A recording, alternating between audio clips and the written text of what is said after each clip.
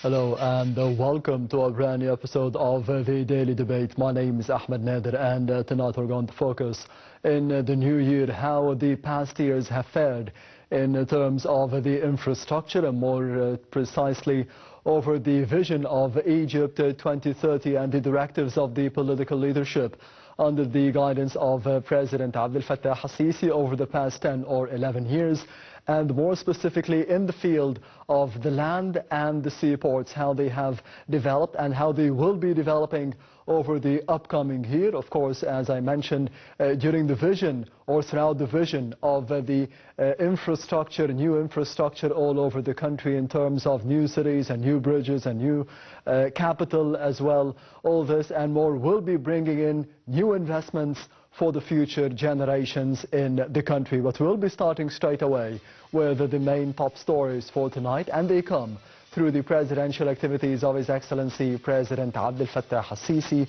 As President al-Sisi on Sunday gave directions over speeding up the implementation rates of the projects related to establishing the logistical mega developmental axes that link the production rates to the seaports. This came at a meeting with Prime Minister Mustafa Madbouli, the Minister of Transportation and Industry, Kamil Al-Wazir, and the Presidential Advisor for the Urban Planning, General Amir Sayyid Ahmed. The Presidential Spokesman, Ambassador Mohammed Al-Shinnawi, said that the ministers explained that such links between the production and the exportation hubs are integrated with the recently upgraded transportation grid that included bridges, roads and railways. The spokesman added that the meeting also reviewed the progress of several other transportation and industrial projects, especially those related to modernizing and developing the seaports across the country so that they are turned into the state-of-the-art ports. He added that upon the upgrade, such international standard pivotal ports can handle heavy shipping loads and offer various logistical areas that help enhance the Egyptian standing in the global trade. The presidential spokesman said that the meeting also discussed developments to the links with the African countries through land, railway and the sea routes.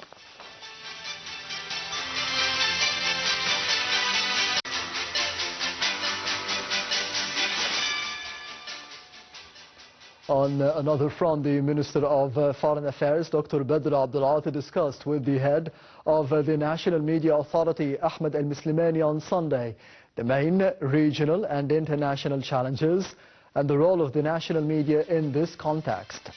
The meeting also discussed the need to keep the Egyptian citizens aware with regards to the Egyptian stand toward the regional issues and unfolding developments, especially in the Middle East and Africa.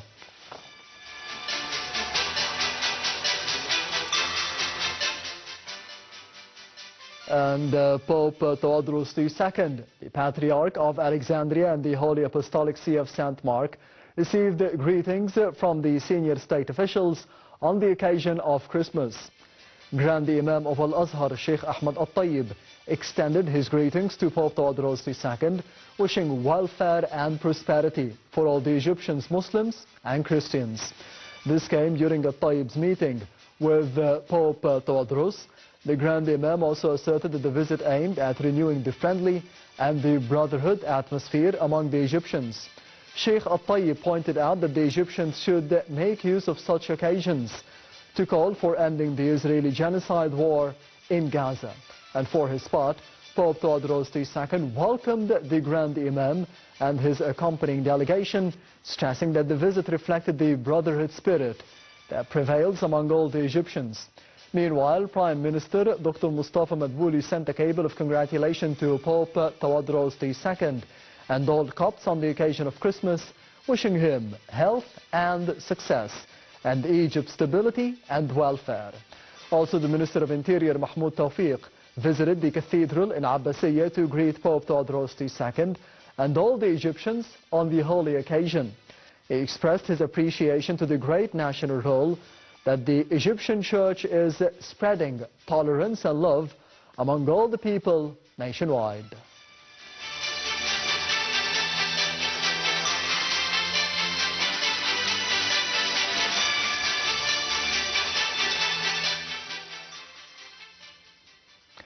And we will be heading to the first report of the daily debate for tonight, focusing on the presidential activities of His Excellency President Abdel Fattah al-Sisi. All the activities in the past week in the upcoming report. Stay tuned.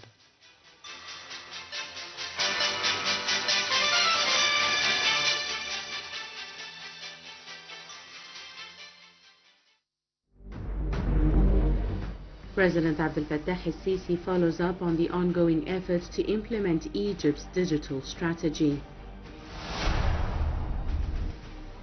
President al-Sisi is briefed on the Ministry of Endowment's action plan along a multitude of axes. President Abdel Fattah al-Sisi reviews the local and global economic situation and its implications on macroeconomic indicators. On his official page on Facebook, President Abdel Fattah al-Sisi extends his greetings to the great Egyptian people and the world on the occasion of celebrating the new year 2025. President Abdel Fattah al-Sisi receives a phone call from the Ugandan President, Yoweri Museveni. President al-Sisi reviews the government's efforts to ensure the state's needs for petroleum products.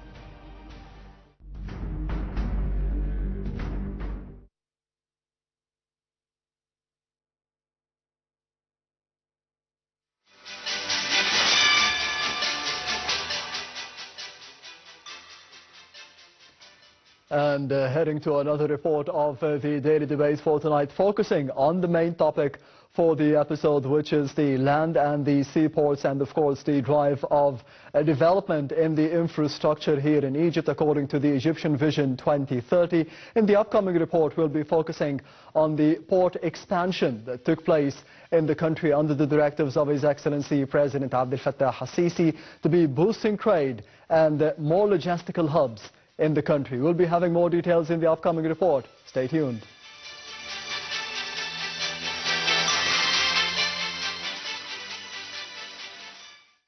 The Egyptian Ministry of Transport is advancing its strategic goals across several key areas with the primary focus on creating integrated international logistical corridors. These corridors will connect production areas, industrial, agricultural, mining and service sectors to seaports through fast and secure transportation passing through dry ports and comprehensive logistics areas. As part of its ambitious plans, the Ministry of Transport has initiated the construction of new berths at seaports, adding a total of 67 kilometers of berth length with depth ranging from 18 to 22 meters. These expansions will increase the total berth length across all seaports to 100 kilometers. Additionally, 15 kilometers of breakwaters are being constructed and navigation channels are being deepened to increase the port's annual handling capacity from 185 million tons to 400 million tons and from 12 million TEUs to 40 million TEUs with an additional 10 million TEUs for transshipment and the capability to accommodate 30,000 mega ships annually. Major ports in Mediterranean ports, one of the significant projects in the Mediterranean region in the development of the Grand Alexandria port, which includes the ports of Alexandria and Nakhla. The Tahya Misr multi-purpose station with a total length of 2.5 kilometers, an area of 560,000 square meters and a handling capacity of 12 to 15 million tons was established at a cost of 7 billion Egyptian pounds. 3 axes have been developed to connect Alexandria port with the Abu Dhikri corridor known as reconstruction axis, including axis 54, 27 and the Nakhla axis. The dry bulk terminal is also under construction, featuring a berth length of 1,150 meters at a cost of 1.6 billion Egyptian pounds. Another multi-purpose station is being developed at berth 100 with a berth length of 1,680 meters and a cost of 3.14 billion Egyptian pounds. Further, the Tahya Misr station at Damietta port is under development with 2 kilometers of berth length and a capacity of 3.5 million TEUs, costing Egypt £4.495 billion. The development of Arish port is progressing rapidly with plans to add new berths totaling 2.25 kilometers, increasing the total berth length to 3.665 kilometers. The construction of General Cargo Berth number 1 and Berth number 2 is underway, along with plans for a multi-purpose berth of 915 meters.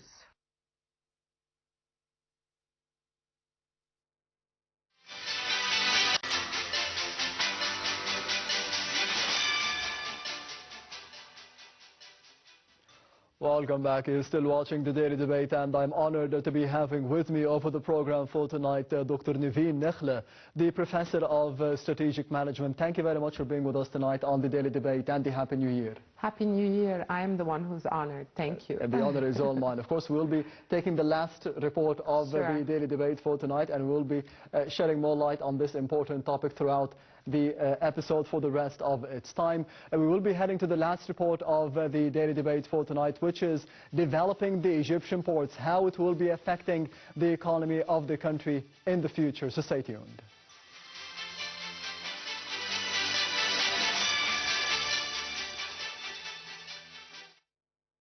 Egypt's ports are aiming to increase their revenues by focusing on developing infrastructure and services. The 2023 Container Port Performance Index, jointly issued by the World Bank and the U.S. ratings agency Standard & Poor's, revealed the improved performance of 3 Egyptian ports among the 405 included in the index. The port of East Port Said came in the 16th on the CPPI, becoming Egypt's highest ranked, followed by the port of Alexandria, which jumped from the 268th place in 2022 to 172nd in 2023. The port of Sokhna advanced to 122nd place, up from 269th in 2022. The CPPI only includes 5 Egyptian ports, while several other major Egyptian ports have undergone infrastructure improvements in recent years. Among them is Long Live Egypt Terminal in Alexandria, which was implemented by the Ministry of Transport. Today, it handles cargo ships and containers comparable in size to those received by the port of Alexandria itself. Additionally, ongoing development at the port of Nakhla is expected to play an important role in Egypt's transportation and logistics sectors. Large-scale development efforts are underway across all Egyptian ports, focusing on upgrading infrastructural services such as deepening basins, expanding docks, and increasing warehouse capacity. The CPPI rankings do not fully reflect the scope of work and development carried out in recent years at some of these ports. The technical criteria upon which the CPPI is based favor East Port Said because they include 6 key factors: customs performance, infrastructure, the application of comprehensive quality standards, facilitation of shipment, handling procedures, logistical services provided by the port, and the method of electronic tracking of shipments. 90% of East Port Said's operations are transit-based, with only 10% related to goods entering the local market. This has led the port to be evaluated more favorably in terms of global trade activity. Egypt's ports have good chance to double their revenues to $6 billion by focusing on the transit trade. This potential has been bolstered by recent expansions in port capacity, which create a better environment for coordinating trade agreements with 15 landlocked African countries seeking sea access.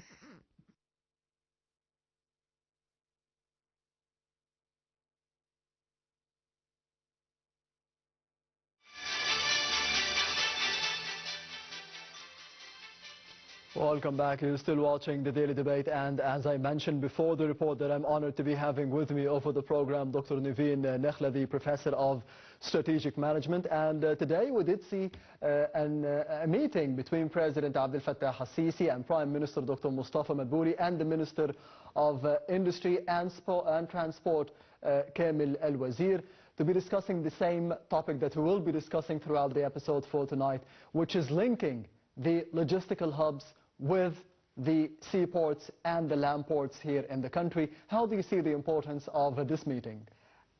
Egypt has a very geostrategic location. We are the gate to Europe, to Asia, and to Africa, of course. So our location makes us very important in the seaports and in the maritime in total, I mean. So that's why this subject is very crucial and very important for us as Egyptians, and from our location and geographical location. Also, we saw that Egypt had developed a lot the seaports and the logistics hubs around the seaports. We saw that we have doubled the capacities of Egypt for the last 10 years. And also in our Vision 2030, it's a very important pillar, developing more the seaports of Egypt. We have 55 seaports, 37 are the special ones, 18 are the commercial trading ones, and 23 are the touristic marinas. So this is a very important subject and a very important economical development aspect for our country. That's why it's on the top of the priorities of our beloved President, Abdel Fattah al-Sisi. Yes, and speaking of President al-Sisi, we have seen the vision of His Excellency over the past 10 or 11 years. And two things that I would like to focus during the upcoming question, which are the projects that we have nowadays following the developments that we have had over the past decade, and the ports that are being developed, that will be developed, and the link between them, because we have received a lot of criticism online and even from some Egyptians. Why do we spend all this money on these projects? Why do we spend all this money on the ports, on the land ports, on the seaports? Now we can understand. Of course, of course. You know, our location, as we were saying, gives us the priority of being one of the biggest hubs, logistic hubs worldwide. And we saw also the infrastructure and the developing not only of the ports itself, but also with all the surrounding. We saw the garages for the cars, we saw the hubs for wheat, we saw the digitizing of the system, we saw the yards, enlarging the yards, deepening the basins, increasing the kilometers inside the port. So all this is an integrated work. Also, it is very important, the roads between the ports. 95% of the profit also from the transit. We have a big... just passing through. Exactly. The transit is very big business. And we saw small ports around the world, much smaller than the Egyptian ports, and how much they are gaining money without mentioning their names, a lot of them. They're gaining a lot of money, and 5% of the GDP is from the seaports and from this business. So I mean, this is a very crucial time to connect the roads with the ports, with the railway, to make a lot of movements, a lot of import and export. Also as the gateway for Africa and on the Suez Canal. from the Red Sea to the Mediterranean Sea, through the Suez Canal and the roads inside the continent. This is very important to give us the lead that we are taking in Africa also, and for intra-African trading.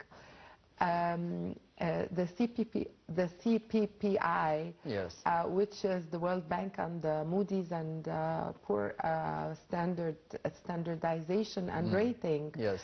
They have rated our port of East Portside as number 16. Globally. Globally. And the next one in Egypt is Alexandria Port and then Sokhna Port. We have jumped so many points in the CPPI grading or rating, and this is not by coincidence. This is a lot of investment, billions and billions of investment, and as we say, it's a strategic plan. When you do a strategic plan and the Vision 2030, with our geostrategic location and on two big seas and connecting the world, we should have done that. I mean, it was a must. It must be done. It was a must to be done. So we are heading, and we will not stop.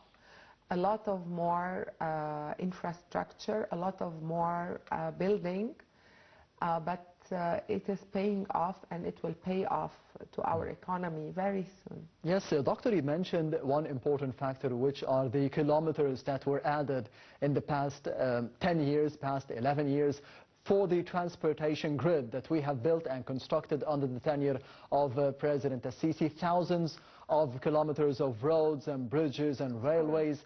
This is very important to be linking the projects or the production hubs with the hubs for exports. Exactly. How do you see the importance of this link for the future? Okay, for any country to export, for any country to have industrialization, you have to have the infrastructure, you have to have the roads, you have to have the capacity of storage, yes. The capacity of digital transformation and of the system itself. So it's a full ecosystem. It is not only roads, it's not only railways, it is not only seaports. It's the integration and the ecosystem of everything. As we saw in the Alexandria port, the big storage hubs and the garages, and all this is not pieces and bits and pieces. No, it's an integrated plan that has been on the ground happening to make Egypt the world's logistic hub, and to reach the $1 billion exports that the ambition. $1 billion. $1 billion yes. export that we are $100 billion export that we are ambitionally going to reach every year. Yes, that's we are the reaching. Target. Yes, we are reaching, and we are working hard on reaching that, with all the integrated work and all the ecosystem. From transport to infrastructure, and this also not only will encourage the local production for exporting, yes. and reducing the customs, reducing a lot of things are reduced to assure the flexibility and the possibility of much more exporting. Not only that, also it's attracting foreign investment. We saw that there was a signature of an MOU for the port management for a few years, and a lot of foreign investment encouragement yes. by doing that. So it's a full strategic plan, it's a full ecosystem that is taking part as a butterfly approach, not in one direction. And that's why people, they don't understand why is this all infrastructure in roads, in railways, in seaports, but we had to begin with them. You cannot excel without them. You cannot think of exporting. You cannot think of being a logistic hub without the infrastructure for that. And then you excel. During 2025, people will see the success and the ripe of all this infrastructure and all this work. Yes, the meeting of today, it included, of course, President Abdel Fattah al-Sisi with Prime Minister Dr. Mustafa Madbouli and the Minister of Transport and Industry, Kamil El-Wazir. So one main topic that was tackled was the transportation and the industrial projects in general that were undertaken in the past year and, of course, will be still developed for the upcoming year in 2025. In general, how would you see the industrial projects and the transportation projects that were implemented over the past decade for the benefit of the citizen, not for the benefit of exports or the economy? Of course, for the benefit of citizens, we saw now that if you want to go from Heliopolis to the pyramids or from Heliopolis to the smart village, you will take 20-something minutes to 30-something minutes. In past, it was 2.5 hours. The whole day. The whole day. Yes. And we saw a lot of roads and highways and desert roads connecting the whole country. And we saw that in old days, 10 years ago, we had a lot of accidents, road accidents, because of trucks and container trucks were walking and moving on the same roads of small cars.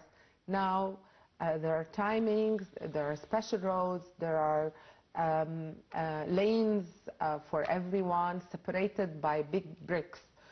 So a lot of security on the roads, a lot of enlargement, even the highways are 6 lanes, even sometimes more than 6 lanes. Yes.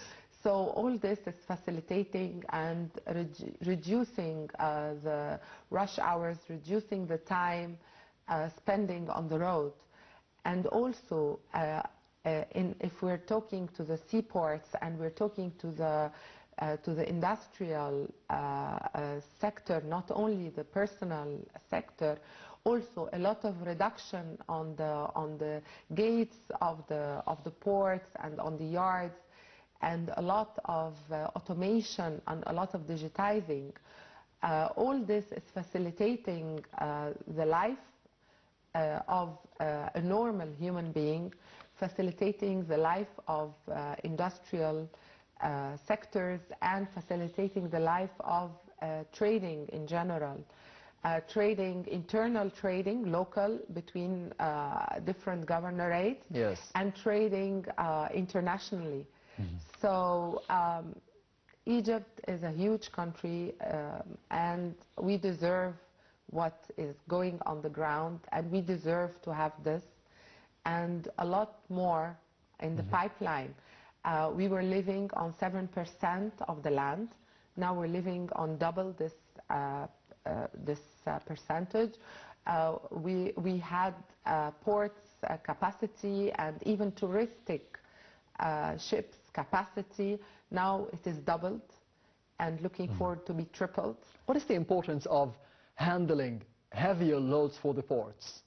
It's very important because it allows you to receive bigger boats with bigger capacities, and as we were saying, also for transit, not only for local or for import-export of Egyptian goods or into or out of Egypt, but also for the transit. It is very important to have the big ships able to pass by and to be served. Also, we saw the 5 big ships for the petrol and the green energy petroling. So I mean, a lot of sustainable development, a lot of enhancement and a lot of more capacity in handling, in receiving, in everything, I mean. So it is, as we were saying, it's an ecosystem that nothing is left behind and everything is taken care of. We saw that 2 years ago we started the MTS, we started the system of customs that you know which ships are coming with which products ahead. Yes. And you have beforehand, yes. Before, and you have the number of the MTS, you have the number on the invoice, on the commercial invoice, the same number on the bank transfer, the same number on the handling, and so everything is automated, everything is digitized for efficiency and more efficient way of dealing with the Egyptian transport and the Egyptian import and export and trading, and even we saw for the persons, for the normal people in the street. Someone was telling me the number of policemen standing in the streets are reduced. Yes. Because the number of the electronic cameras yes. are everywhere, digitizing and controlling, walking in the lanes, not exceeding the speed limits yes. And everything. So I mean, all this is a lot of money, a lot of investment, but a very crucial investment. You cannot develop, you cannot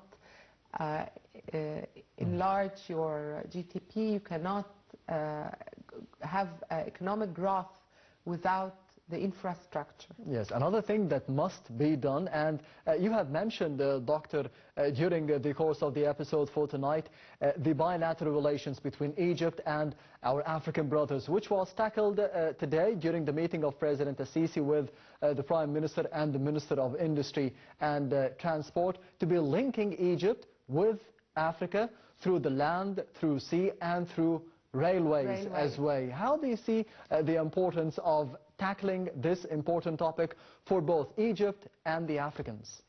Okay, if you put all the USA triple inside Africa, you will still have room. We are a really huge continent, 55 countries, and a lot of the countries are landlocked. Yes. The challenging part of intra-African trading is the transport. Transport is expensive, and we see a lot of ships to go from an African country to an African country. It has to go out of the continent yes. to Europe or somewhere and then come back to the continent. So it increased the cost of intra-African trading. Today, intra-African trading is 12 to 15% only. If you compare it with Asian trading or American or European trading, they are reaching 70% and even more. And we are only 12 to 15%. And with the new AFCFTA, the new AF-CFTA agreement, the AFCFTA agreement is a very important agreement. The African Free Trade Agreement. The African yes. Free Continental Trade Agreement. Yes. And I want to tell you that Egypt was one of the first to ratify this agreement. So if we want to increase the intra-African trading, we are the food basket and we are the resource of the world. We have the main resources of so many things in Africa. So if we want this to succeed and if we want to be the gateway from Africa with the Mediterranean Sea and the Red Sea, we have to work very seriously on the inner transport. The inner transport by railways, by roads, and of course by sea, but a lot of the landlocked countries they don't overlook the sea. Exactly. So already a lot is being taking place in Africa with the railways. We saw that, for example, Namibia and Botswana, they are starting to do the railway between them, and a lot of more examples, the Silkway, the new Silkway. So this is a lot of work. Yes. And very successfully we're going to tackle this, and we're going to reach our goals. We have the vision 2063 for Africa. For Africa, yes. and for sure, so many years before that, we will reach easily, like the European Union, that they have the train. Definitely we'll have the African Union train. Free movement of goods, free movement of services, and free movement of people, hopefully. Yes, the future is bright. Dr. Nevine Nakhla, the Professor of Strategic Management, thank you very much for being with us tonight on the Daily Debate, and Happy New Year once again. Thank you. Happy New Year. To you too. And this brings us to the end of the Daily Debate for tonight. Thank you for watching, and I'll be seeing you tomorrow.